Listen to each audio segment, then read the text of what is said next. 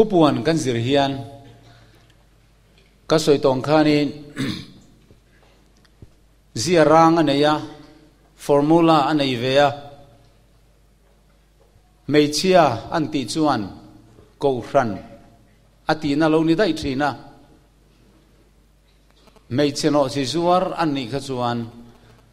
กูรันกัลสวลสวยนานี่ย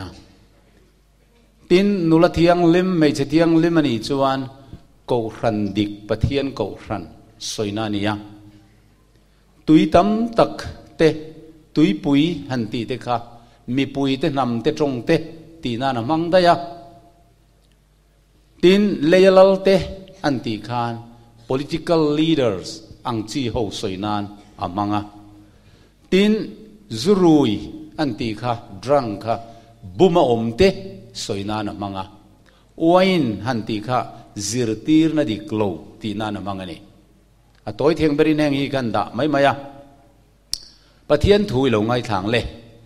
ทุบวนบุ้งสมเล่ปทุมจ้างสมเล่ประคัด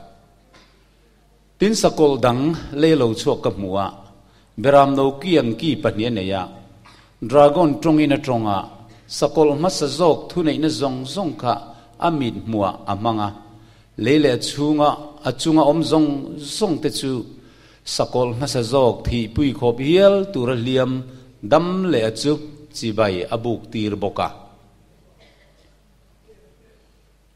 เลียอมเตเนนะสกอลขันดายเลียมนูละดามะจอยมอยนานอามาเลมอันเสียมตัวรณีติสยินสกอลมิดมัวทิลมักติตัวรถูอามุจุงทิลมักวังจวนเลียอมติจูอาบุมบกะฮะที่นี่ตินสกอลเลมจูอาจงเทยนตัวเล่สกอลเลมจีใบบุกลาวเปียงอติลุมตีร์เทยบกนตูรินสกอลเลมเนนะจวนทอกนะเปกพัลอันนี้งุนเดวินไงทารูตินมีซงอเลียนเตยินอาฮาวสาร์เทยินบอยเล่บอยโลโปอันกุดดิ่งละมาเอโมอันสลายเอโมชินเชียนันไอตีร์ละมาสกอลมิงเอโมมิงนัมบาร์เอโมในเตเจ้าโลจวนตูมันเอ็งมาอันเลอันขัดเทยโลนานปะเทียนินอทุเทียงลิมกันเฉียร์แต่กันสบายตานเครียดเทียมนักกันในไทยนั้นมัลมินสมสักเทกโรเซอาเมนตูนักกันทุเชียร์ก็ป่วยหมอกคบมายาสกอลกันนันติจูบุลตะกะจวนเสตนะสอยนานียาเบรามโนจูอิสัวสอยนานีกันเตียนิกาอามาโรจูเสตนะเฮียนอามาอริงครานรอนินลาร์โลวินโคเวลสุรคารูปุยตักเตเลสาครวยตูติฮีมันรัวอรุณมังทรีนะจุงอรุณมันรัวอเปียงเตจูสกอลตีอาวัวอันโลนิทรีนะนิจานาขันสกอลจิครั้งกันซิระบาบูลอนเตโปเซตันมันรัวสกอลอันโลเนียเมโดเปอร์เซียเตกรีกเตเลโรมสุรคาร์เตจูมินัวโรมสาคัวตุยตัมตักอัตรังะโลชวกสกอลกันซิระจานินาโรชวนเลยอัตรังะสกอลโลชวกกันซิรเวดาวนันเอตุยอัตรังนิโตลวินเลยหันติชวนเองรอนเอ็นตีรังตุยปุยข้านินมีปุยอมนะรัมมีปุยตัมตักเอ็นตีรอันนี้ชวนมีปุยอมโลนะเลยขมวลขจวนมีปุยเลมนะอารอนเอ็นตีร์โดนตีค่ะอาเจียงฮัลตามยันนี่จู่ๆอัตโอยซองอินกันลูดป๊บมายังอ่ะ United States of America ที่อันเราสอยทรินโคลัมบัสเตนะอันซุมูชัวกุมสังคสสรีสมสรีปารุกเวลจังอ่ะ Independence เราสวลจันสังคสสรีสมเรียดปฐุมา Independent เรามุตารำนาปังเตมีหิงโปละอมมังโลนะ Red Indian มิเตเตละอมนะอันนี้ยะคูรำคูจู่ๆเบรามโนอารอนเตขินเวทลัดไม่เบรามโนกีอังอันติเวียเบรามโนสุนิเชียละวะกีอังอันติยา hei hian aram nau pan zia aron lan tira nau pang te ram nau pang te ron thang chho tur tin mi hring om tlem na ani zia te aron tilang ani Columbus le ho te khan sang khazali som ko le pahnia an zu zong mu chau ania kan ti thayanga khati lai khan kan soi tong in red Indian nam tlem te an lo om ve a India ram let nga azau ni sia khan mi hring an om manglo ani an tam lo le mai amar chu kan soeng in independent an lo mu ta ka khan sang khazasari somria le pariat July ni somni le paruka dan siamin in opnate an lo nei tanta ania Mars ni khata sang khazasari somriat pakua atakin an lo mang tan ve ta chau kha ania chu chu eng tin nge anim aniang ti kan zuk pu mai thei dan turaka Bible le khovela thil thleng atang khan kan mil le don ta ni kan ngai dan kha kan mang thiang le hau lo maya beram no ki ang ki pahni anei ati hian enge ni ron en tirang kan ti chuanin America sarkar khu atoi zongin kan soyanga Europe rama Rome sa khuaina ti du da na nasata mai an nei kha tuar pei lovin Mayflower antia longa mitam tak Puritan anti te Europe atangin an pem tha a pop lalna in check na nasalutuk nuaya Christian ni kha reom ti in ati du da bang le ati hlum bang mitam tak te kha heram ruwa ka hian zalen na zong khan an pem tha kha ania New York longkai an zuk khen chuan an trong trai ai hian kan nuk ati ul thina khang sa khuwa in obbe na pop lal na nasalutuk awanga Europa ti du da na kheom tuar peilova tlan tha te khan America khomwalan han rap chia kha New York longkai longkama khuanin in hum him na kan muta tinan an trong traya chuta an trong traya chuan lalpa herama hian pop tello Christian sa khuwa mindin sakla lal in opna king kan ti hei lal big omtrin in opna tello sarkar zalen mindin sakang chitin trap chungin an trong trai ta ani an dilang nge in kan soi tong khan sarkar zalen tak mai independent sarkar USA chu aloding talua maya khumi New York in vatlo chuan he Statue of Liberty anti hi zalen na milim hi thirkar pakhater te hin an lo din tir luwa maya tun ma chuanin ake a hian khai diat lian pui mai in ling an siama tun alom rengem kar helova chu chu at amuna vakal chuan at chat ani chu chuan boy a om to lo tu ma in obbe na om tuang lo mi zong zong hi in angkhat equal pathian min muwa in angkhat vek kan ni zalen ram kan ni ti na atan an lo mang thrina ti chuan chu America sarkar chu beram no ki ang ki pani alo nei na chu ni china kan tar lan zok tong kanin mi pui in thangram democracy emo republicanism kan tiang kha ania du in an du hoi politics an soingama an du lo zong an soingama an du zong an soingama ti chuan le lama sa khuana zalen na eng sa khua po min abiak du chuan thingbul ani emo lungbul ani emo adu du pathian abetheya tuma inti lui thei anilo anti ani ti chuan an ramdan pui an constitution article amendment number 1 a chuan tiang hian a in ziaka an rorel na sang bera khu congress tin an ko Mizoram Congress Party kan ti ang nilovin an parliament rorel na sang khu congress rorel na antimaya Congress shall make no law respecting the establishment of religion or prohibiting the free exercise thereof ti in amendment number 1 unconstitutional anziak ngat ani chu a omzia chu tiang hian lo soi tai langin Congress hian in sa khobi kruan nge na dan siaminemo zalen taka sa khobiak na dal turinemo zalen taka thu soi na tele khol chu na te khap turin dan asiam ngai lowang ti na te ania tin declaration annaya an independence an lo mu khanin thu puan chua kan ti don ngai ni engte kan tiang declare a omani chuta an thu puan chua achu hei hi asap tong chuan ania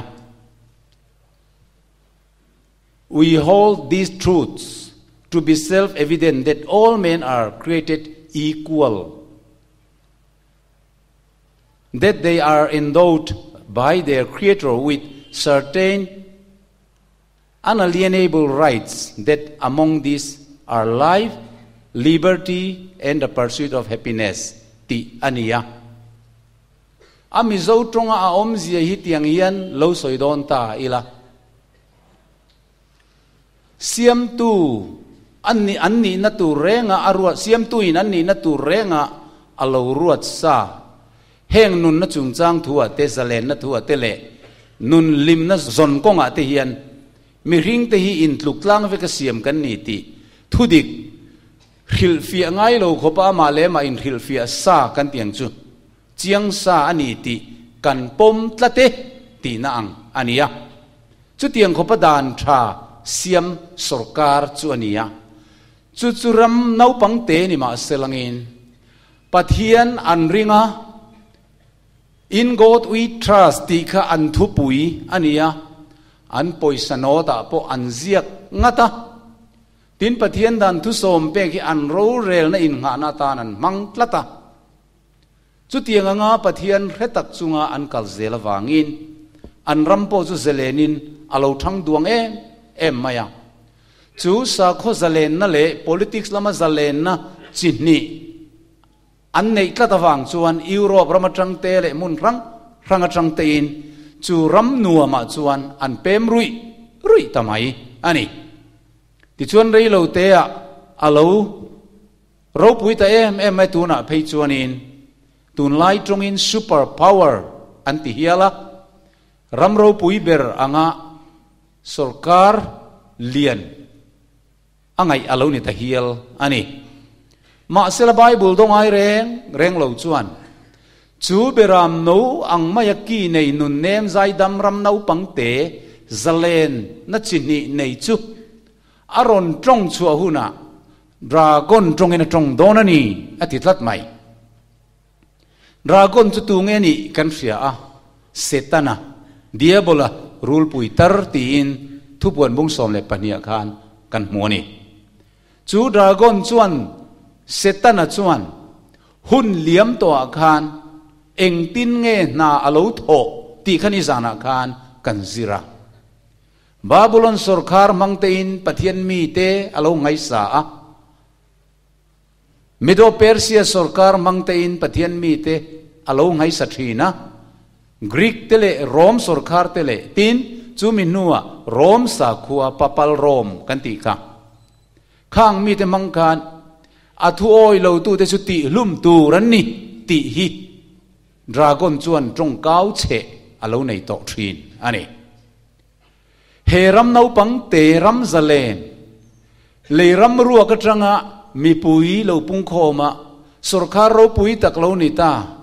voi ni kheng po eng ni po minan du an ti thei na nipani Christian ten kan sera Christian ten then khatin nisari ni sabat ni kan sera Christian ten khatin nikhat na Sunday ni kan sera eng ma buai na omlo Sabat ni adule anin khelanga Sunday ni adule anin khelanga Football tournament an siam an dule boxing ten khelang Nia kan tu ma engsa khua ma kha in deep dal oi anilo top Chutiang khoparam nuam ram zalen ani lai chuan Bible chuan dragon trongin atong don atitlat si hi thilmak tak ania engtin nge nam hi alo tong thin nation kan ti hi sarkar engtin nge mo alo tong thin le kan ti chuan sarkar reng reng atong dan ber chu dan asiam na legislative body antia sarkarina dan aron siam mi puite mantura aron puan che hi sarkar tong anti chu alo ni thina ni chu tiang chuan America sarkar hian an ro rel na mun pui ber mai chu India rama kan parliament ang hian he building hi US Capitol anti chu ania thate po ka zuklak pui ve to ani akota hianin as santiri ho tenen kan la to nge nge ya an duty tenen khan ti chuan heta hian mi pui than ro rel tu ten rowan rel thina chung mi te chu congressman antia US Congress a hian house pani keinin Lok Sabha le Rajya Sabha kan ne yang tho hian an nei ve a chu snake an vua pakhat jok chu apar chamber an tia snake tin an soimaya chu ta chuanin arorel tu te kha keinin MLA kan ti moni ang hian yang chu senator an tia chung te chu an tram kha kumruk chung ani ve a tin lower chamber zoka kha House of Representative antia chung mi te chu kum thum tram an ve thung ani chung te chuan henga ian dan siam pol kan tiang khan Legislative Assembly Mizoram in kan nei ang hian India ram Lok Sabha le Rajya Sabha in ro an relang khan he capital a hian ro an rela dan an siam thina ti chuan chu an ro rel na atanga an ron tong chu achu sarkar tong alo ni mai don ta ni Bible hilog na kanan zir char char thupuana indona ro puya khan ziak ro pui tak pakhatin ti hian alo ziaka United States a protestant ho hi tuipui rala tharau biak na vavuan tu raban parmasaber tur te annia tin ralle lama om rom thunei na ne na kut in suin ban anon par chuak bokanga ti chuan heng thil pathum in sui fin thunei na nuaya hian heram USA hian chiale tharhiat na zalen na rap rabe na rom niak nung azui don alo ti ve ni chu thupuan ziaka mi tenen kanan khai kin khan aloin mukhop maya ti chuan Bible li lo en ta phot ilangin Isai bong somli paruk chang kwa chang soma kei hi pathian kani keima ang reng anom lo kei na top tur te chu tir tang rengin ka soi thina thil la ti lo te chu ma sang tang rengin ka soi thin karem ruat chu ding chu kang ka du zong su ka ti ve kang adia pathian hian thil reng alo thlen ma hian atir tang hian alo soilok diam zel hi kan pathian ro pui big zia tilang tu ani amen ole chuta alo soilok ang chia chuan Europe ramatanga pem tha rom sa khua ti du da na nuaya tuar pe lo khanin ยุโรปรามาสาขวนะอินอบเบนะค่ะอันนิงล้วนเปมันนี่กันเตียนี่ค่ะอินเราเรียงอ่ะจู่วังจวนคารอมสาขวมุนปุยเวติกันค่ะ United States โปรเตสแตนต์รำควรอันหัวเบอร์อันนี้อ่ะติจวนอินคารอมสาขวปุยเทียมเช่นขัดเตค่ะอเมริกาอันสุจินคานผู้บ้าลากน่าอังเริงปุยเทียมปัสสรีอรัวลินอันเราถัดเวียรอมปุยเทียมเขาค่ะเตียงชวนอินไงเรามินอุยเล่เกลลังินโปรเตสแตนต์รัมเล่เวติกันรอมสาเขาอบจุอุยเล่อาร์อันสวยอายรับทากินอุยเล่เกลกันจะโดนไงนี่อันนินฮัลอันนี้มาเสียขิลลงนะดงไอเร่งเราจวนทุบวันนะข้างกันละเชียร์โดนนะจุงจวนทุกขัดอันโฟเลโดนอติดลัดไม่เนี่ยอันนินเร่มเลโดนอินปุ่มขัดเลโดนโปรเตสแตนต์เตเลเวติกันฮีไอน์เร่มเลโดนนี่รอมสาคุกัลสวลฮีตีค่ะอโลปัวงะติจวน US President เตแรงฮีอันPresident เลปอบจูคุณคันตะกเรนกอมซุยตานี US President ที่เห็นเองฟังเนี่ยปอบเหมือนยังไงอันชัดชินกันไม่เห็น US in engagement มาอบีกับคุณสมัยบอกซีละค่ะ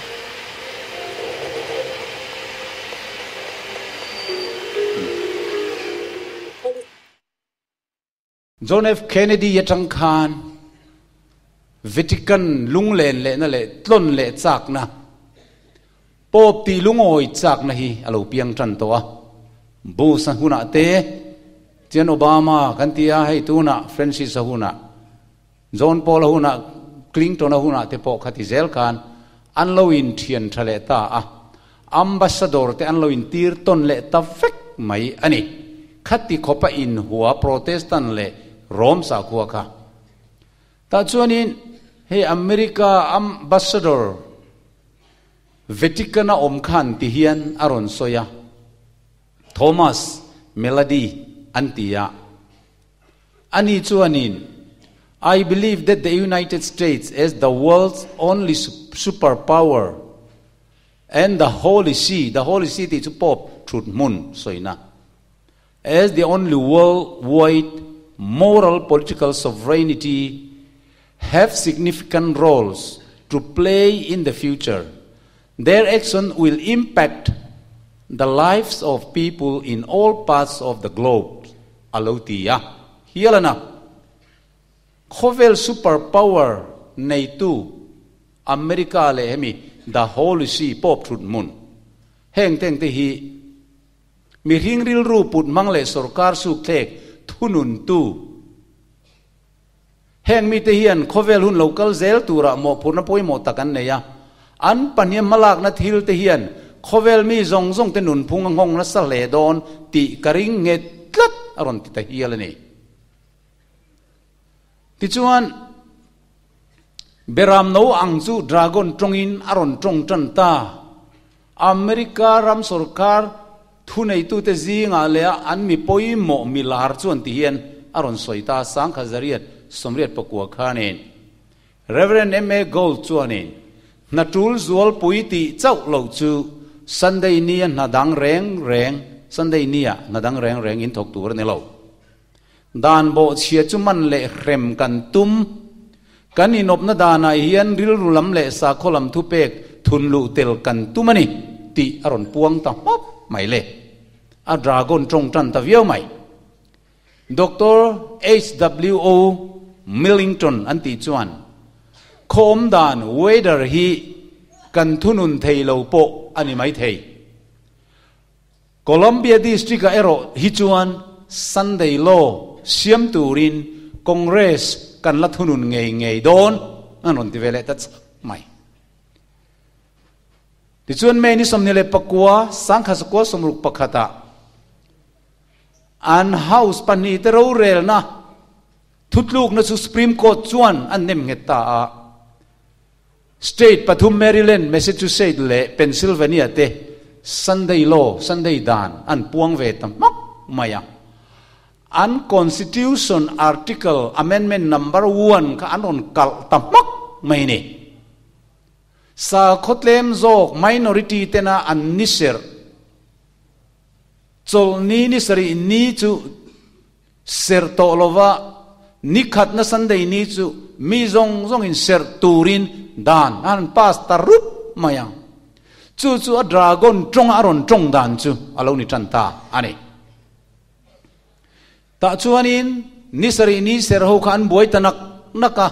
sarkar na te po anan bang nak naka then chu lung ina te po anan tang nok noka amai ro chu van nei thang nge kan tiang van duai thak khati laya president kha ka lum ani tatlat maya John F Kennedy kha dan kha chak tak kal pui nitari lovin voini theng hian zoi oi takin ain mun le tari ani ti chuan mithiam te chuan Jerusalem anon hualdona Rome sipaite anin nukir le ri angkha he thil hiani ye an lo tia pathian mi te in ral rin atur le anin siam thana turin lalpan hun apeni hi tin kan theologian thiam te chuan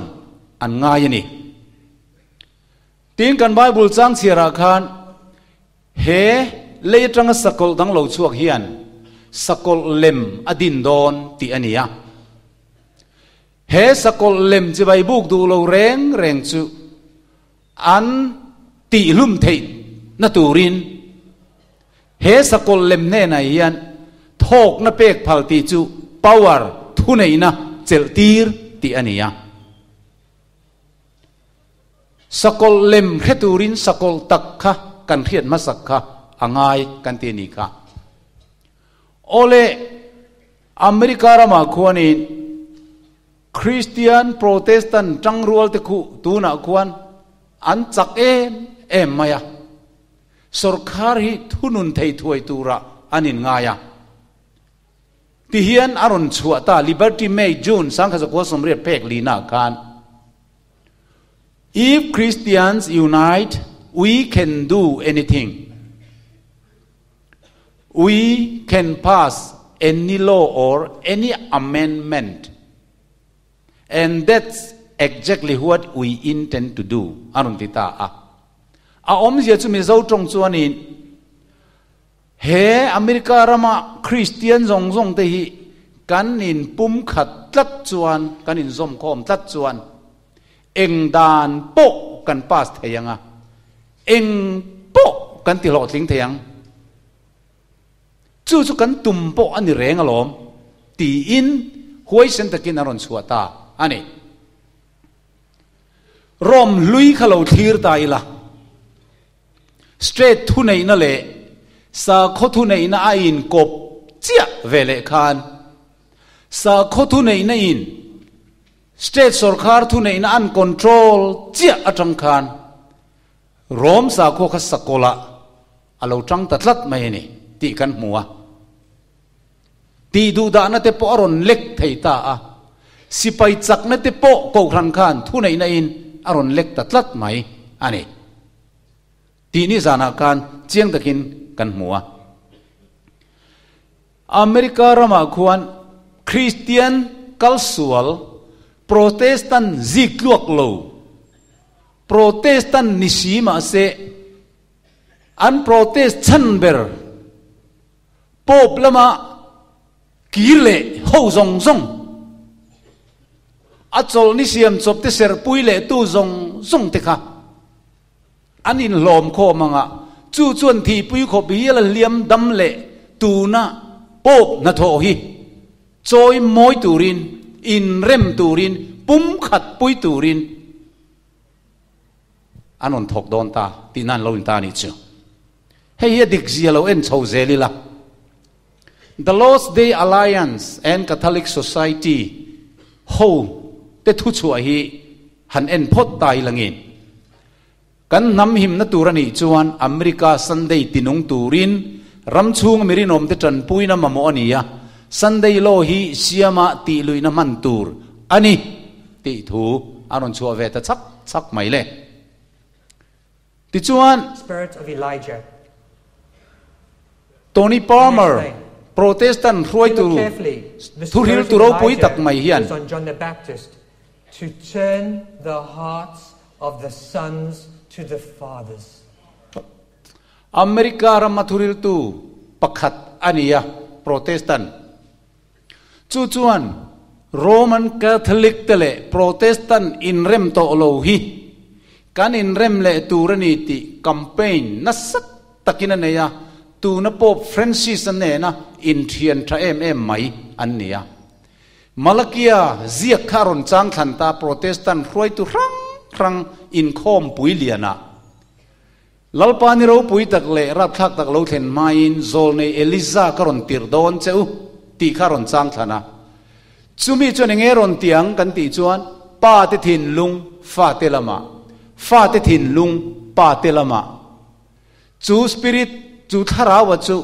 อินเรมนัทาราว spirit of reconciliation อันนี้อารมณ์ที่อันนี้อีหลงไว้ทัศเจลเตียง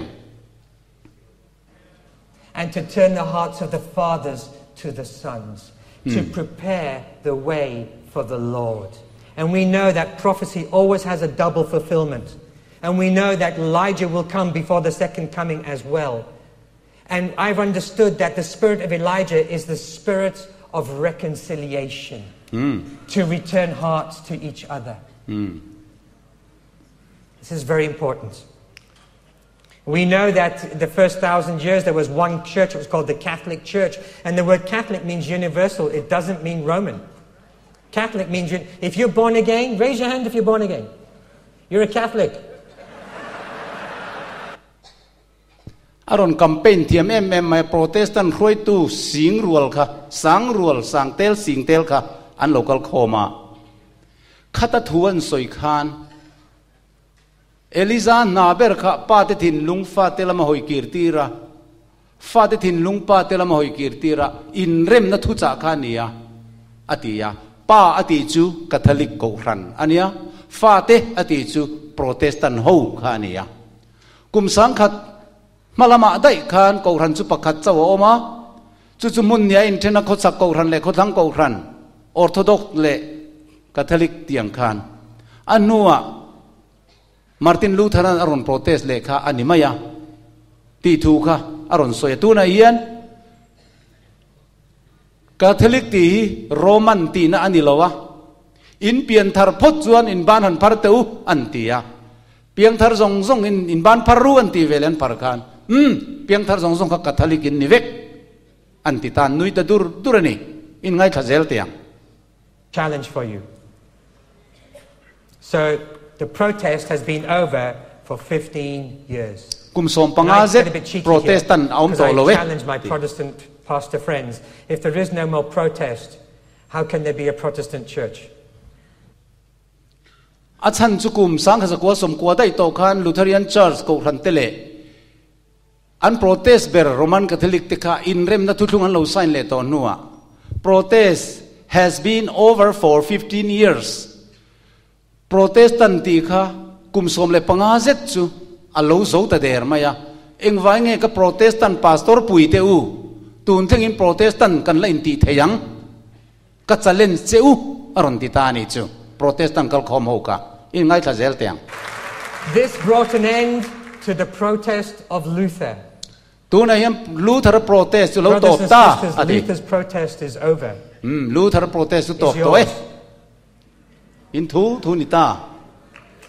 In 1999 this was signed by the Lutheran Church, the Federation Worldwide. Later, about 5 years later, the Worldwide Methodists signed the same agreement, but as of today we still have had no Protestant evangelical that will stand up and sign this agreement to agree with our brothers and sisters that we are saved by grace through faith to good works. And I believe that's something that needs to be fixed. Ole unau te u kum sang sgo som ku khan Lutheran Church te khovel pum huwa pin Catholic tenen in remnan sign towa chumi nu kumnga Methodist tenen in remnan lo sign le towa chumi nu Evangelical Church rang tenen in remnan lo ni le towa kum som panga zet protest hi alo top to si chuan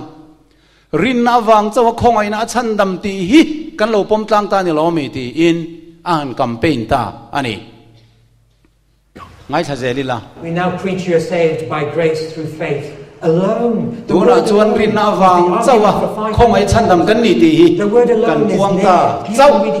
khongai na chaw ti hi kan puang tlang ta protest is over protestant aum to lo anti so let me pray. Helaya Mizoram kantong potei rolai mai lai hian pathian program cho kal ngai na kal vut top na lama min herliam pui mup me kani ti hi thian teu zai na hian ka puang du ni ti chuan tu na khan kha protestant rang in mukhom thu soi kha kan han ngai tha tlem zong kha to mi pa mara khan Pope Francis hi alo belok thapa he kan meeting a yan video conference in thu iron soidonia ti in alo som loka chuan live in thu video in aron thon ngal ta ani athuron soi hi kan soi chong lokanga ka unau pa bishop ka tho pui ni bok to ni permanent yan hun rei tak kan lo in thian to he in khom pui chung chang in thurel tur te po minon ril loka nang ni ho chi bai karon buk thei cheu hi kalom tak zeta hetia chi bai kan in buk hian min tilom rualin kalunga ti chedeu tlat mai lalpa dik tak om chuni so Krista chi bai buk tur le anne na tong trai tur ra tharau thiang lim pol na kan han nei tlang tur hi anti vel ta ni asoi zel ki atong khatop akan duai maya Josepha le a unau te ain te khin ta ni avevano i soldi ma non potevano mangiare i soldi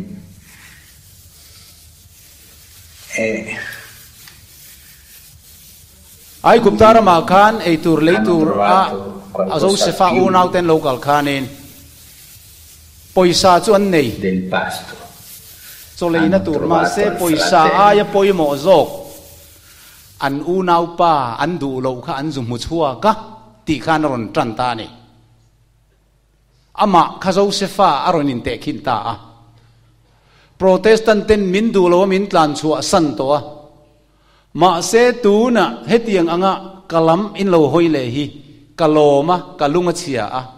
Josepha le a unau te anin pom mang khan kanin pom tlang tur ani ti thu an soi chuan an lim em maya kut an ben dur mai ni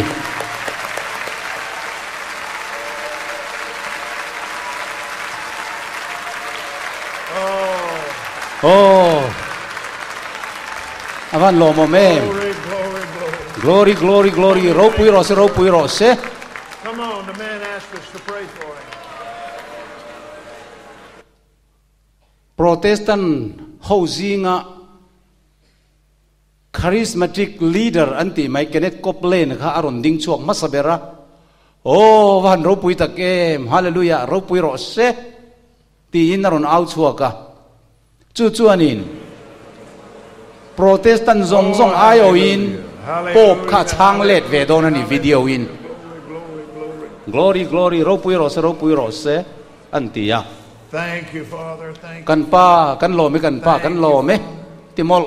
mai Thank you, Lord Jesus. lalpa Yesu kan lo me Thank you, Lord Jesus. lalpa Yesu kan lo me Tony bring your phone in. Come here. I phone ka han la lo chho te nan ti ta ni chin thuron soi tu bera kha pop ko chuak tu kha in rem na tur thu ron campaign tu bera kha I want you to video a message back. video karon la pop kha message ka thon let ve don This way. heti zong hian ka dinganga ati thu thon let don ta my dear sir My dear sir. kapudu tak Thank you so from the bottom of กฐินลุงทรงส่งอินหลอมถูกกฐินเจ these leaders แห้งรวยตู้ทรงเตไอโออิน literally tens of thousands สิงจวงเฟไอโอเฮียนอิมาถูกกระนสวยตัวนี้ and in answer to your request อีมีเงินนักสุกรนช่างงาละเจ for you and with you and we did so in the spirit ถ้าเราเลยตีตักเซตินอิมิสมนะอิมิเงินนักสุกรนช่างเอมาร์กาบุงสมประกาศจ้างสมนี้ปลีมีอังคาร believe you receive them and you shall have them อินตรงใจอินดีลจุมุตัวอินง่ายุละอินหมวงตีอังคาร along with you กันจากเบรไม่จุนังมาเนน is in the 4th chapter บุงลีนะมี of the book of Ephesians เอเฟซีบุงลีมีค่ะ till we all come in the unity of the faith and of the knowledge of the Son of God คริสต์ฟังกิมนั่นเล่นเสียลูกกันซากันเรามาเราจงที่อังคารกันอินปุ่มขัดมาเราจวนคริสต์ที่เราสวยอังคารอิมัลสมนักกันดงกันนี่ปนมัลกันสมเจกันทินลุงทรงอินมัลกันสมเวเจกันทาราวินมัลกันสมเจกันจักน่ะทรงอินมัลกันสมเจกันหล่อไม่กับปูนังมาวันปะเทียนจังหวะกันหล่อไม่ติดจวนกันใจน่ะรัวลินการอนพวงเวงเอ be bless มัลโซมินอมโรไอติเลียงมัลโซมินอมโร be bless Amen Amen Amen Amen Amen Amen Amen Amen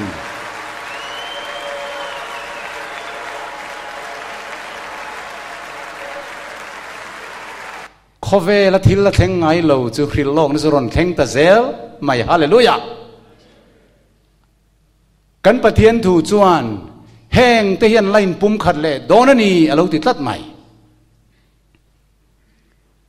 จู่ๆตัวน่ะตะกินกันมุจันตาอเมริการัมโปรเตสแตนต์จงรวยตุเตอายoกัลคอมสิงรัวเตจวน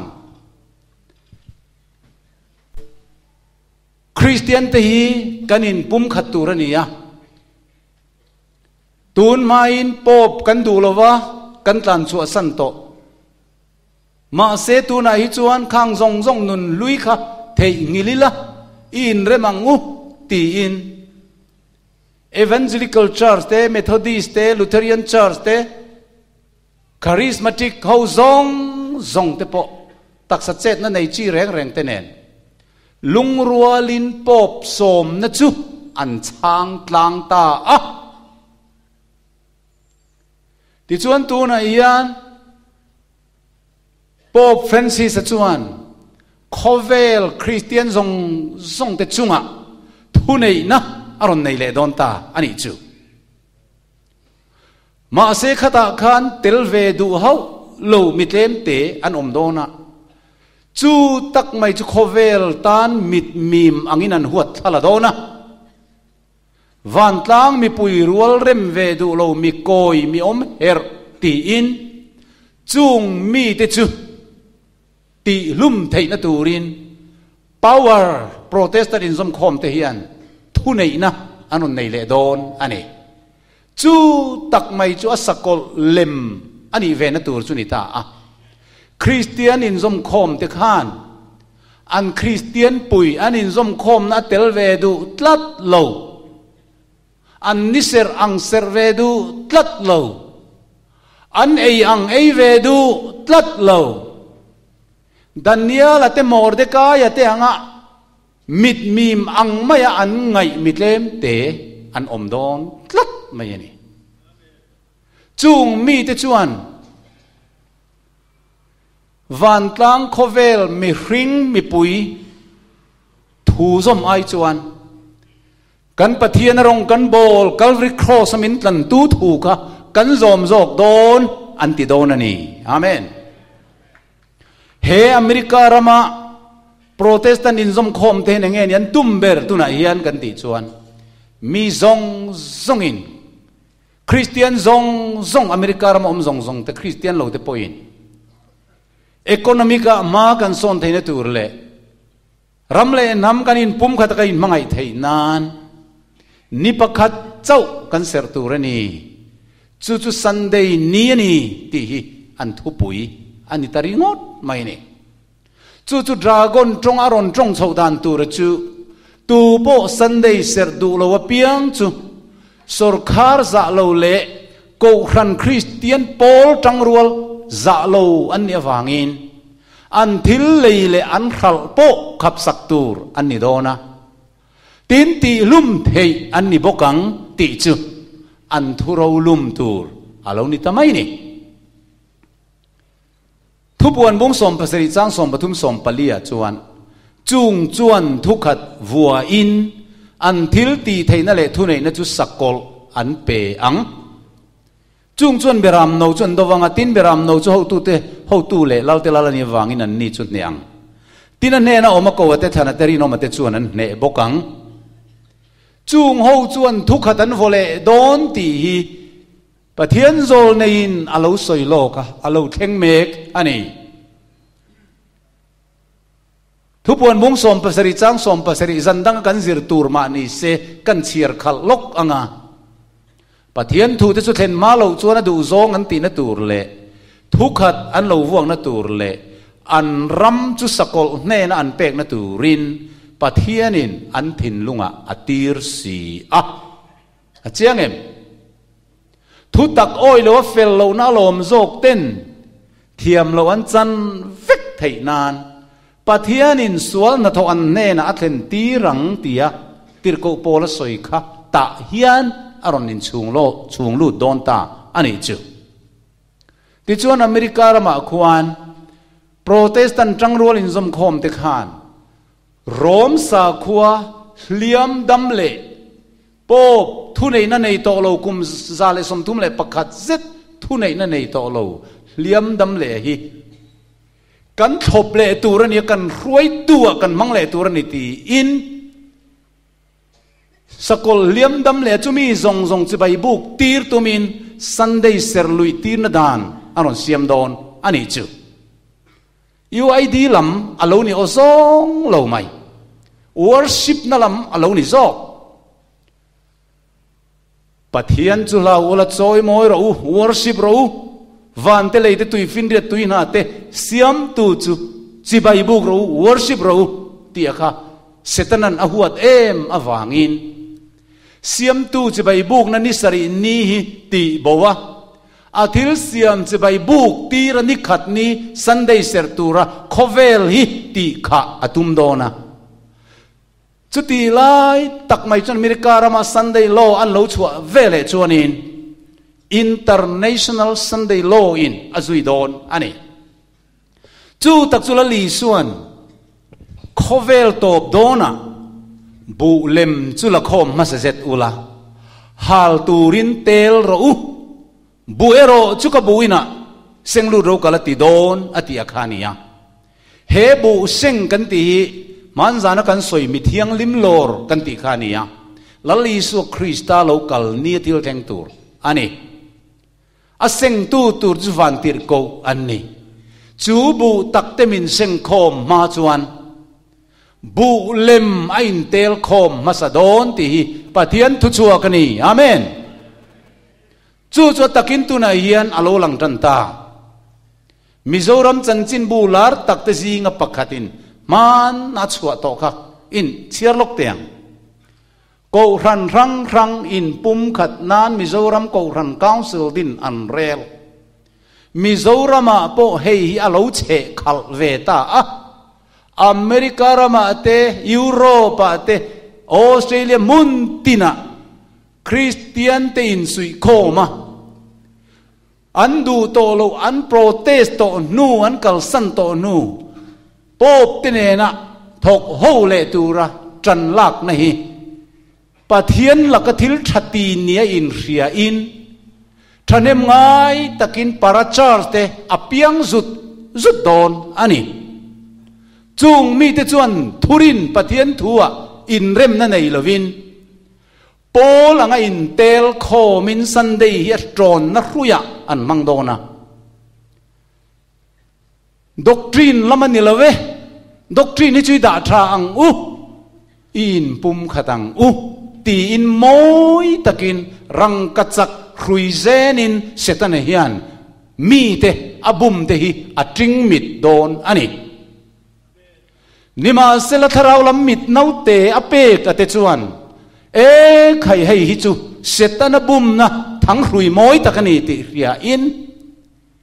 Babylon chu chua san ro ti avan ter ko pani na ko na o kami te u sual na te khem na ten tel lo na turin a chunga tengin lo chuak ro ti o kha ria in ko ran Paul tinatanga pathian mi piang thar chu an lo chuak sung anga ni pathian biak na ni khat na Bible om reng lo lungoi ta ka khale chen kan lo ser kha va lo dik lo siam tu pathian se Bible na ni dik taka zok hian ke chu ka chol ve to ang ti in Catholic atangte ko ran Paul tina piang thar tak tak ho kha anon chuak sung anga tuna sabat ser ho piang thar silo juda tele Ephraim in ti te Judaism te tharau thiang lim pian tar nei reng lowa sabat lo sera sabat a rui ho zong hi soi til an nianga Sunday ser lama an kir vek thung don ani thilin thak theng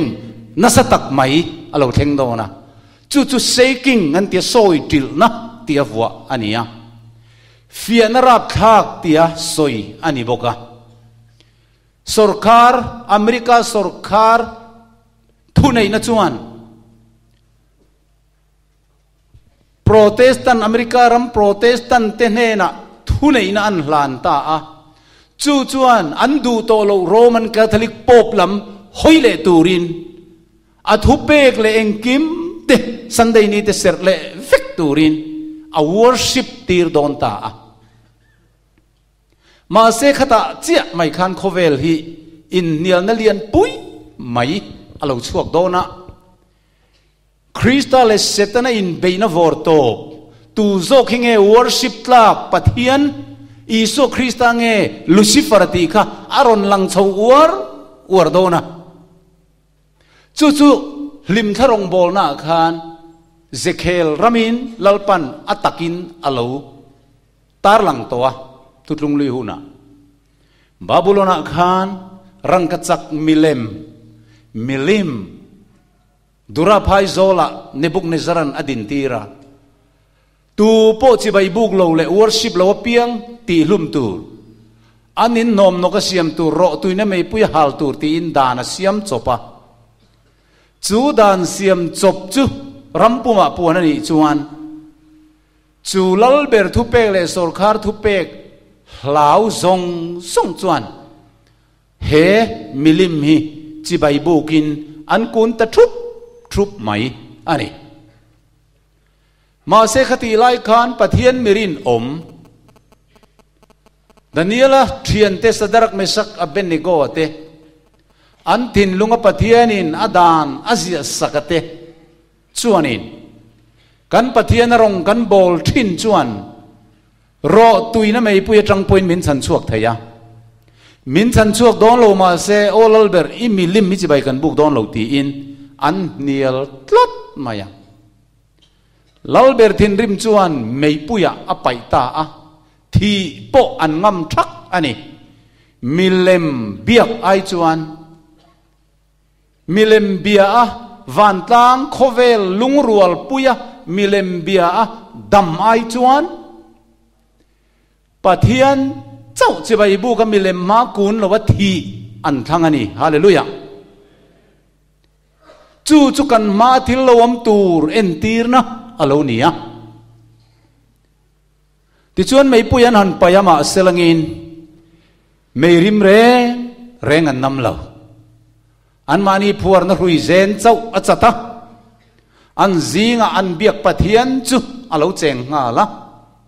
mei thil ti theina in pakhat main a khoi buai lowa an samzai khat po akang kir lowa mei rim po an nam lo avaro puyem pathian chu fakin amro se America ram rorel na sangin Supreme Court in Sunday serturami zong an puan vele International Sunday Law kanti zoram akovel pum puina zui dona tuna kwan America Supreme Court kwan judge pakua an oma manilo khan pakhathi thilau maya chu Obama khan ruat le atuma ma seng in khan te lo ni don towa president tharin ruat ro se anti awangin tuna hianin Donald Trump hian a ai o aron ruat dona heng mi pakua zinga paruk tehi Catholic mi vek ani thupuan bung som pasri chang som pathum som palia chung chuan thukhat voin thunei na le thil ti thenu sakolan penga chung chuan beram no chun dawang beram no chho tu te le ho tu te lal ani wangin anni chu hneang ni china hang kan chiar towa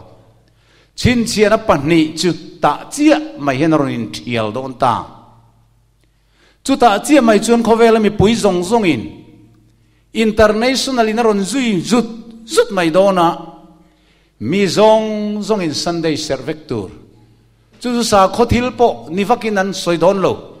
economic atan business atan ni khada kan chol vek ani ru kana kan tho vek hian ei zonna ma kan so nang kain to de lang ti te kha an tum pakhat chu ania khata khan in nial na lian ber tur chu ni sari ni nge ni khat ni khoi zo ka nge kan cholang ti hi mitin thin lunga fia na alo theng don ani chu ta chuan mitam tak chuan Nebukadnezar thu pek o ya an kun dualang khan tharau thiang limina chun en velo le cross sapian tharna tak lo nei lo Isu Kristan ne na in zom na nung lo nei lo zong chuan Sorkar le sa khua trăng rual hu va kha an ngam don lowa an do zo don lowa Sunday an ser vek don ani an ser du lo chuan an sorkar na ban sana tul dona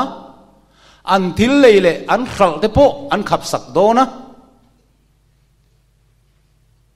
chuti lai tak chuan tuna Protestant ko ran pol rang kanti Praise Baptist Salvation Army UPC Roman Catholic ngei atang ti hian pathian mirinom tak mi piang thar tak eng an donang zel kal te khan eng ti sia nge Sunday an ser du lo wanga ti du da an tum tak big mai an leile an khal tenga ting khap sak tak big mai ti in an thin lunga tharau thiang lim chuan aron chun enganga kei chu heng mi pathian thu pek zom ai sur hi tin thu pomte zinga yang ka tel ve don Bible chol ni dik ni sari ni siam tu pathian chi bai buk na ni ka serve to don tin asang tel kha heng Sunday ser zinga tang hian an lo chuak sung don ani pathian chu fakin amro se ti chuan lali su thu soi khalo theng fam kim dona ka beram te chu huang khata pol khatin anom khomang aveng tu pakhat nen ati chia ka ta hian aron theng dona Sunday ni hi chol ni dik alo ni lo Bible in zirtina pakhat ma alo pelo serturin ti min an riat to nu po a mi pui van tlang za wang le pol ram mangai na wanga antana thi cross thi isu phat sana Sunday ser thang lui zong te hi an thin lung chunga an du than an chal dara ngei khan chin chia an ni to dona sakol chin chian an nei nget to don tin ani chu tiang mokin khati huna khan van tlang mi pui thin rim po poisalo sarkar thu nei na po laulo Isu Krista chau mangai tu ten Bible na soyang takin min siam tu min tlan tu Isu Krista hi chibai ka buk don tia จอลนิดิกเซอร์ตูระหัวเซนตะกันนเป็นชัวเวเลคานอันทินลุงชูงะปะเทียนชินเชียนนะจูคาราวินอันนี้มึงเงสักโดนบกอันนี้อาเมนจูจุตีโจอันนี้เจียไม่ขานินตีดูดานะนัสตักไม่ปุยจุโจอัลตุมินเสตันจวนจันอรอนละโดนามาเสหติอุนัยยันกันปะเทียนจัวมาตรีตุติตานอ่างอยไม่โดนหรอวะจันดังกันสิรตูร์อาลานิโดนนายกันสวยกายสุกังะเข็มนับเบอร์บูปัสสาริทุปวนบุงสมปรุกมีค่ะอารอนเลยบัวงะสกอลชินเชียนในตุติจุงะปานเชนสตักินอารอนจันโดนะอันตุอินตูร์เตทิเซนอาลาวจังงะนิสลุตุกเตนอรอนเฮมอูดจันงะทีมนรับทักเตนอรอนตัวมังะกันเราติดเราโจกันนี่ติค่ะไล่นัวกันอันนี้เขชวกโดนะมาเซอันตานซิมนตูรินขัวอาอมโตโลอันตานเพลงเพลปนีขัวอัตไลโดนโตตูนฮิซิมูนันนี่ยตูนิทุตักจนหุนันนี่ยตูนทุตักอันเรียดปมงำโลติเฮียนนักกินะอันปมงำโดนจวงเรามวนนรมาหิมตะกินอมมาละสรดันรำงอเองตินไงเตียงอเตียงการอาถ้ามวนไล่มาตีดูดานาเทนมาปัวโจมงำโลเตเลมีปุยจ่าตูติเฮียนสุรคาร์เล่โคเวลจังรัวลมีปุยจังรัวลทินริมจุเองที่กงไม่อันตัวงำโดนหรอวะถ้าเราเทียงลิมอันตลักซ้ำอวางินอาไม่รู้จุถ้าเราเทียงลิมรัวนุงทิลตีเทนดงตูเตจวนปะเทียนนุงชินเชียนจุอันจะละอันในโตโดนอวางินคติหุนาคารอิสุคริสตานุงจังอันนฟัมกิมอันโลกอลโตโดนะตีเจดรัวลวินวาวซามรัวลวินอันมาเนี่ยอิสุคริสตาจวนนุงเงตโตโดนะอันทินลุงชูงะตีตักเจตินดูทันนฟัมกิมเนนอันดิ้งชวกโดนอันนี้จวนปะเทียนนั้นมีแต่จรนชินเชียโดนรอนซีลโตโดนะปะเทียนชินเชียนซีลลิโคยังไงอมอิเลเวนเตียงอิสายเซียกะขันบุงเรียจังสมปรุกะ bind up the testimony seal the law among my disciples อติยาเรียตีนัทุเจียลิปัวเพลละซิรตีเตซิงะกะดานฮิซีลโรชินเชียโรอติยาปะเทียนทุสมเปกะอัปปลีนะฮิปะเทียนนุงชินเชียนะนิตูรินลลปันอลาวรวดอันนี้โซนี่ฮิเทียงลิมตะกะเซรตูรนิติเร่งโรนิรุกชูงนิทกตูรนี่อินาซงซงสุอิทกตูรนี่อันนี้สรีนี่เราจุลลไปปะเทียนตันโซนี่นี่นิรุกชูงินลลปันเลเลวันเตตุยฟินเลเลชูงที่ลมซงซงสุเสียมาอติยาสีละเร่งยันอันไหนตูมิงอัตไตคืออันนี้นะเลอารัมซาวซงเทริตอรีอจวงทรินอับรามลิงโกนสีลกันเอ็นดอนจวนอับรามลิงโกนมิงอจวงงาอันนี้นะไตติลสุ president อารัมซาวซง United States of America จู่สีลินอาลูเอ็นตีร์ชินเชียนอาลูเอ็นตีร์จูนี่ปะเทียนนุงชินเชียนักันตีฮีโจนี้เสรโรที่อาเฮียนอาลูจวงาลลปาเจโฮวาโจนี้เสรตูรันนี่เจโฮวามิงอจวงาอัตไตติลจูเองกันตีจวนเซียมตู creator นิรุกชูงโคเวลซงยูนิเวอร์เซียมตู creator รักอามาจูนี่ตีนั่นนี่ยอันนี้เลลรัมซาวซงเองเลวานอันนี้ตานี่จู่โจนี้จู่ปะเทียนนั้นมีแต่ชินเชียนันอาโลเปียตูเงชินเชียตีร์ตูตูร์จู่ถ้าเราเทียงลิมินชินเชียโดนอันนี้ปะเทียนถ้าเราเทียงลิมสุติลุงไงสุดลันนั่นเนี่ยจวนมาชินเชียนอมกะเองตินเงมินชินเชียดานมินเองอินเงมินชินเชียโดนโจในสิเกลมังอินลลปันเทียนเราสวยจู่เราจู่เกลียนมานินการชินเชียนันก็โจนี้ที่จวนมานี่กับเปียเกฮิลลปันมานิเสร์ครั้งตู้กันนี่เทียนเรียดไทยนานก็โจนี้ที่เสรุลเกลียนังมานินการชินเชียนะอันนี้ยังลลปันปะเทียนจู่กันนี่เทียนเรียดไทยนันนี่โดนเนี่ยเฮ้ยปะเทียนถูอันนี้ไม่ทิ้งผัวจบอันนี้เราอามาไอโรจู่ขัดตีหุ่นสันได้โลโลเทนหุ่นอาการถ้าเราเทียงลิมเตลวินเฮปะเทียนชินเชียนสบัดนี้ตู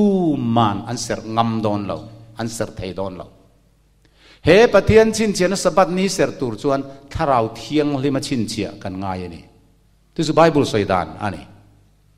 tu te nge pathian a chin chia don tu te nge chin chia na dong tur Ezekiel bung kwa chang lia khan tin lalpa chun ane na khopui chu fangla Jerusalem chu fang chuak ro a chung thil te nom ti to te awanga thopi ka trap thin te chu an chala chin chiang che ati min a zong min lo chin chia don lo khovel sual na awang le pathian dan bo chian na awanga khopui chung sual ngai thei lo thopi ka room thin sual ngai thei to lo khopa Krista kiang om to te hi pathianin a chin chia tur te an ni don ani amen ani le sakol chin chia na chung ani ve ta ang pathian chin chia na opposite ani zel don beram no chu isuania opposite chu sakol ani pathian chi bai buk na opposite chu sakol chi bai buk na ko randik mei che thiang lim opposite chu mei chia no chi zuar khatianga thilin opposite zar zar ania pathianin atharau thiang lim dong tu te chin chia na chu thu som pek palina ni sari nia ka chol ni serula keile kami tengkara chin chia na niang atia setana chuan chumi opposite chia chu mi te chin chia nan amang ve don chu ti hian kan muani saldaran number zaruk somruk paruk zialan mai kha alo ni don haulo Catholic record September nikhat sangkhas gosam ni pathuma Sunday is our mark of authority aum je chu Sunday ni ser thiang lim na dan ni Catholic ko ran thu nei na chin chia na ni setanan aron man ruwa Sunday ser tura thu ron ti tu dan ron siam tu bulpui ber aman ruwa khani tladawang khan an thu nei na chin chia na ni ya ko rani Bible chunga om ani he sabat thak thang thei na hian chu ti chiang ani an ti ta chat mai tin Henry Tuberville an abridgment of the Christian doctrine pek som nga pariata Catholic official thu chua ti hian kan chiar Catholic ko ran thu nei na chin chia na chu sabat ser ay Sunday ser zok tura thu pek asiama hian alanga Protestant ten Sunday an ser hian Rom ko ran thu nei na an pom ti an lan tirani ti ngat mai avat lom thak deu vele chuti chung chuan Sunday ni kan la ser ngam don em unau teu Rom thu nei na kan trom puina mai chin chia na alo ni ve don ani chu chin chia na pania chuan eng chunge kan than don Krista le a chin chia na nge kan thananga setan le a chin chia na chu he thil hi Paul thil mai ani ve lo Krista le setana in beina ani zok amen 7 day le per press ti mai ani ve lo UPC le salvation in karpo ani lo Krista le setana in kara van in do na tang in nial na lo om to local chouzel thuin chu pathian dan le thu pek zo mai so Krista niang nung zui tura som na le pathian dan bo chia setana nung zui tura som na thu pani in kokal tlat aka ato pa mor kan bok chodona kan ma khian har ma ke dona kan lu dona ni chu pathian thuin min zirtir dan ania kan zirchian angai ani then khatin computer chip ti mai te khan kan lo ngai tua bum na thuruk ani zoka Aadhar card ti lam khani lo Aadhar card chu a bo mai thei ani a bo mai thein setanan min chin chia don lo thawpal mai thein ole chala chin chia ti chunge om je in en tiang Bible atangin an ni chi tirali thunu na chun pom du chuang lo lungpui ai changin an chalan ti changta an lam le du mia lo lungpui ai chal chang in lam le du lo chuan nge en tir thin lung ani lom ni an thin lung an ti sak an in lam le du lo ti na ni chu chal chuan thin lung en tir dai symbol ani kan ti ka symbol chal hian thin lung kan du than na a en tir ni kan frontal lobe mi kha Zakaria bung sari chang som pania an thin lung te chu lung chang tak angin an ti sakta an ti velea Jeremiah in an chal chu lung chang tak angin an ti sakta ati le อันทินลุงจุลุงสักตักอันติสักติจูขู่เรียงเบลเข่งที่อังเจ้าอันนี้จงกำดังสวยนะไม่ทุมุนเร่งก็อินอังเร่งอันนี้กันที่เทียนเว้นจูวังจวนปะเทียนินมินชินเชียนตูร์จุกันจละอันยังบกินสักกลินามีแต่ชินเชียนตูร์ปออันจละอันนี้จุทินลุงชูงะกันทุติลูกน้อยนักกันว่าวนจัดนะคะสวยนานี่ยจุกุดเละจัลอินาเอ็นตีร์จูเน่สมัยละปนินาบุงสมปรุกจังสริยาลลปาจวนมิหิงเอ็นดานังเอ็นเวสิลวะมิหิงจวนปนละมาลันดานันเอ็นจีนลลปายโรจวนเอ็งติงเอติทินลุงลำเอ็นจอกทรียูไอดีกัดลลปานรอนดับดุนดอนเลว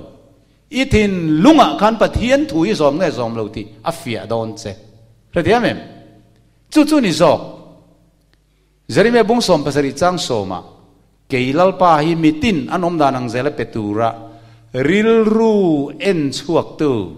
ทินลุงเฟียตูกันนี่อาดาร์กาดจงดุนตูร์ปะเทียนอันนี้เราอีทินลุงขันปะเทียนทัวสมเงยปะเทียนเงยอีวอร์ชิปมิริงเสียมจบจลนี้ตีค่ะปะเทียนจลนี้เงยวอร์ชิปนัตูร์จุมิริงทุเปกอีดูทันนัทินลุงอาการชินเชียนสุนเนมเงอันนี้จอกโดนอันนี้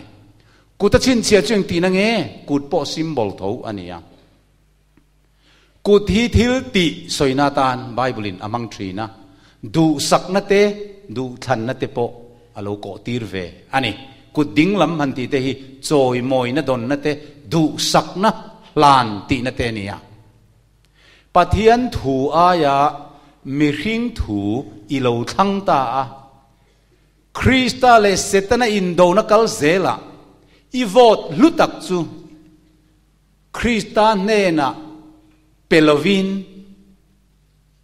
เซตนะมันรวมมิริงเสียมจบโซนิเซร์ตูรินอิโลเปตาอีวอดค่ะอิโลวอดตาอิติยังอีทินลุงดูทันนะอินะปะเทียนถูอายะมิริงถูอิฐานะอีวอนจัดอวังคานนิสรีเนียอีกุตินนาอิทอกะนิขัดเนียอีกุดนาโตอิจลสันเลตะเจียคานอีกุดเนนลำอีทินลุงเนนลำอีดูทันนัจุเสตนเนนะอีหลานเจียงขบไหมตีนะอโลนิโดนะจุดเตียงเซลินนิสรีเนียอินาโตอิจลสันนะอีกุดนาโตซงปอิจลสันนะนิขัดเนียรอส่วนอิทอกตามิริงอิจาลวะเซตันอิจาลวะปะเทียนอีวอร์สิไปถิ่นลุงอังเจนอีกุดปอยน์อารอนโจมปุยเจอีกุดอะไรจะละชินเชียตีนันนี่ดงนั่นนี่อีกุดินตีตัวมูเปียงจุดไทยโตปินติโรธานิกัลนตัวราชวน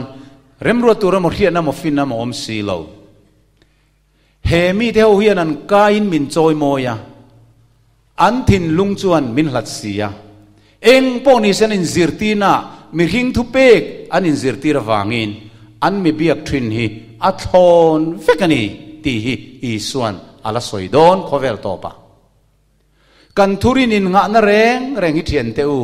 กันปอลตีดานกันกูครันินกันรู้ practice ดาน tradition กันรู้ตีดานตีฮะอาเฮียนกันอินหัดตูร์อันนี้ละวะครอสมินกันตุลลีสัวทุสอยเลเฮบายบุลเซียกเงยเจ้าฮิอินงานตลากอมชุนนี่อาเมนเลวานอารัลังกัดหูเวรอจูอารัลดอนโลอดีเฮปะเทียนถูรัลเทยโลวะอินงัดตูเตฮิสกอลินาอังมโลตูร์ที่สุกันนิโดนะสกอลเลอัลเลมจะไปบุกเวดูโลเตกันนิโดนะอเมริกาสุรการินเองอังปุยนสันเดย์เซอร์ตูรตีลุยนาดานฮิรอนเซียมมาเซลาอเมริการามาโปรเตสตันเตเลโคเวลโปรเตสตันซงเตเลคาทอลิกเตเลมิเลมเบซาคัวจังรัวลเตจวนสันเดย์จูเซอร์มุบมาเซลากันปะเทียนรงกันโบลที่นัจวนรอตุยน่ะไม่ปุยจังปนมินสันชวกเทียมินสันชวกดอนโลมาเสลบายบุลอมเวโลจอลนี่เลมิกาเซร์ดอนโลติตูร์มีหัวไอเซนน่วยคันสิงนี่เลสังลีลลปนันไอดอนฮาเลลูยา เฮงมีแต่เรียมตั้มตักตัวชวกตัวแต่ขันเนี่ยอันปวนที่เบรามโนที่เสนสุนันติวาร์อธิขานี่กันมาเห็นชินเชียนปัญญมโดนะปะขัดจุนิขัดเนียวอร์ชิปตัวชินเชียนฮิจิบายบุกนะวอร์ชิปนัดกัลตังะเสียมตัวนี่ยตูโปสกอลเลอเลมจิบายบุกตูอเปียงค่ะสกอลชินเชียนดงตัวนี่ยปะเทียนนุ่งจิบายบุกวอร์ชิปอเปียงค่ะปะเทียนชินเชียนะดงตัวอันนี้แหละไหมจุดจวนอุณาตูมินมังไอตูละลีส่วนเจียงฝรั่งนะคริลโลกนะมินเราคริลโตฮีอาเราเทนมาได้ตัวใบบุเราสวยโลกตูน่ะเราเทงเมกกันมินมัวเราเทงฟัมกิมเมกอินซอมคอมตะลุยไหมปะเทียนถวยอินปุ่มขัดนะตักนี่มังสีหรอวะอโปลโซงอินเตลคอมลุยนะฮีโบราณตัวเรอินเตลคอมน่ะเรานี่โดนตัดลุงรัวน่ะริงโอที่อัฐเลมเราลุงรัวน่ะดิกอันนี้ชวนสีเราชวนปะเทียนมีแต่กันอินปุ่มขัดนะตัวจูอิสุคริสต์เลยอะไบเบิลทัวเจ้าอันนี้อาเมนไบเบิลดานกัลซงอินเตลคอมอินปุ่มขัดนะฮีปะเทียนินปุ่มขัดนะอติขานิเวลาจูวังชวนบูเลมินเตลคอมนะอันนี้ให้ตัวนั้นเขาเวลาทิลเทงไงเร่งเราอารมณ์เทงตะเซละ U.S. Congress อินคอมนะเฟรนซิสันทวนสวยตะเมาไม่เล่ปะเทียนทุยวันเทงดิกสักเอ็มอันดูโลอันหัวเอ็มอันโปรเตสมาเสลังอินตูน่ะจวนปะเทียนอังไม่ที่พี่ขบเฮียเลียมดำเลยฮีขบเวลเฮียนอันวอร์ชิปจันตาจูวังจวนEuropean Parliament จ่าเตถูอันสวยตีร์ตะลัวไม่เล่ยุโรปรำคติขบปะอบเบตติเขอมตู้คริสเตียนน่ะทรงติเจเรวตู้เนี่ยอันไงอันดูโลอันชัวสันโตนัวค่ะสุรการเต็นอันซากุดเบงินอันลมเละตา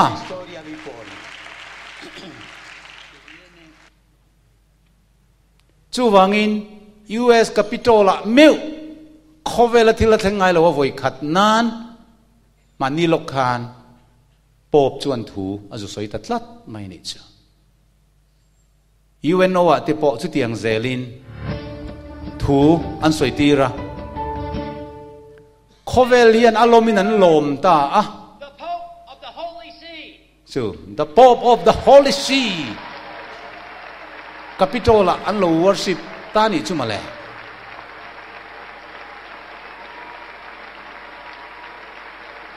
The Holy City จุฟิติกันปอบแล้วจุดเพลงลัวตู้สวยนักขันนี่ทุนไหนนะ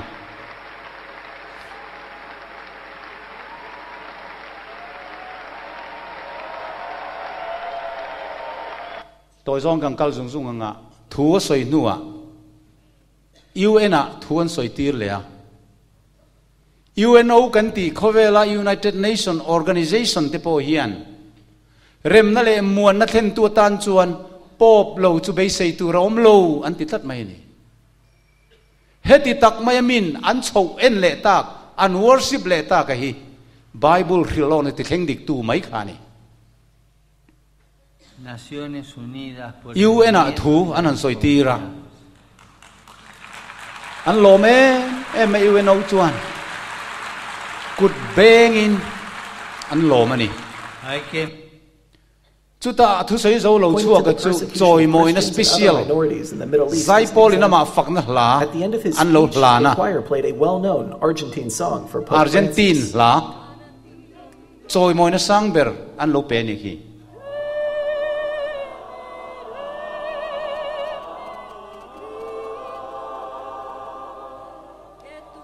ตูนไล่ที่ลมเย็นที่ตะวังเลยมุหิลโทหระหุนโตตักเซตินที่ตะวังอินเฮ้ยก็สวยนี่ตูน่าจนกันรินติไล่ขันกันชันน้ำจุนให้ตะโจจานิรัลเล็กๆตาขัววาร์ดอนโตฮินดูเตมุสลิมเตสาขดังจงจุงอ่ะถูอารอนในเรตะเซอร์ไหมเราเอ็นเซลเตียง Buddhist monks welcomed the Pope with this song. Hey, ngai to ro le Buddhist te Muslim te pon an worship ta chibayan buk ta The Hindu representative Hindu te ngai poin choi moi na puan ro pui an ba tir ve ta ni chu Islamic terrorists carried out in Paris. hetiang hi thilom theya tu nge ngai ngai has no relationship sa khwa zong chunga om tumina in choi mo yang pathian biakina thuin pathian ang hialain tar chuakang he sakol thi pi kho bial liam dam lei khovela mi zong nun na bu ming chuang lo te chuan pathian che bai buk an buk do na chu che bai an buk na chu a chol ni siam chop Sunday serna hian ani don ani zaina hian pathian mangai na wangin thanem ngai takin prokrol na tur le taksan na tur ngai to lovin zantin in ne na lalpan min puan tira hei kadam chan om chunani khovela dam chan dang kanai lo chu wang no na du tak to zani ra lek lek to khwa war don to Sunday choi moi na hian khovela khat tul do na Muslim ho zinga po ai gupta rama kal khomin Friday ser thin khan Sunday ser turin an rel tan taringot mai Russia rama te po Sunday ser vector lo ni tareng mai Mizoram ilo enviang kan trong tu kho huat thu ni lo se le khaziak ang ka chiar chuak ringot don tu ma ka soi che don lo pathian ni ser konga Presbyterian ko ran thu chua hey a reference om zong in non mua sang ni som pathum sinot in khom pui chuan ram pumakan ko ran le rong bol tu te din mun enin pathian ni ser thua kan zalen talutuk ni ria in kai hruaina siam that le ni se tha atia hei hi sinot executive committee chon bo zuin an noi thui kan ko ran mitinin in kai hruaina na kan man kan in riat tir thar le ani e pakhat na pathian ni Christian chol ni lali suati na ne thole na ni sari ni masaber chu cholkar khatani masaber ani sari na nilovin ni masaber ania he ni ko ranin a hu ho pathian kan biak ka athu kan zirna le ama kan choi moi na ni tan man bi kania he ni kan man dan tur choi tiang he ni he ni Sunday school a pathian thu zirnan te biakina pathian bia in khom nan te biakin pon lama pathian lama thu la in pol ho nan te man thin turani zin chung chang nan na le thina thilawang te zin na lama ro khol na le lo thei lo thil dang awang te ti lawa chuan pathian ni hi zin chua le honan man lo ni se sumdon na lam chi reng dor hon te kal chua ka thil zor te le thil te nau zo ka kan ngai le thil khal te hi pathian ni nen ain moi lova ama lo ti lok thei chia piang chu lo ti lok thin turani in khel le in fiam khel mo le in khel na mun dang reng heng indoor stadium sports center le in fiam na mun atana siam eng muna po pathian ni in khel le in fiam hian pathian bian ril ru na sa takina kai peng theya chu wangin he ni hi chu in khel le in fiam na lam chi reng ti nan man lo ni se van tlang in khom pathian biak na le ko ran lam thil ni lo chan dang eng wang po van tlang in khom bo sai le committee ko te hi a thei ram chuan ni dang rem chang a te ti thina tha na thole ruai buat sai lo thei lo thilani ngot lo chuan kun na tho te ran pui tala zor le ruai buat sai te hi pathian ni ne na in moi lova ti lowa tha heng ba ka hian in suk in khom thula dam lo kan le kho harina len te ram chule lui kal te le pathian bia na ti kholo thei thil leng po pathian ni a chuan ti lo ni se pathian ni hi kan man chan ang taka pathian biak na hunata na mana poimoa pathian biak in khom ngai poimo ber tur te pathian minga in pol na danga tel thin tur te in Christian zong kan in cha ani ta hian ming sign tu te an oma upa ai chi zoliana secretary Mizoram Synod pulal muchuak moderator Mizoram Synod ten an ming an sign ani unau te u heng thil hi eng wangalo nge he thu chua hian Bible chang tran chan tur pakhat ma a om lo an tran chan lo bok ko ran thu chua ani ve top mai ni pathian thui na ti reng hi zu om lo wa male ma se khami ngai poimo lo kha chu veng tina kan chep ta tial mai wemele KTP te le thalai pol rang te chuan Sunday ni ser thadu lo te chu min nek chep than ta reng mai a hoi tha chu kan mu than ta Marchan Association point dor pui em skula April ni som pakhata Mizoram dor kai zong zong Sunday ni dor khar vek tur hemi dan bo chelui chu rem thei ti dan an lo pass min diam to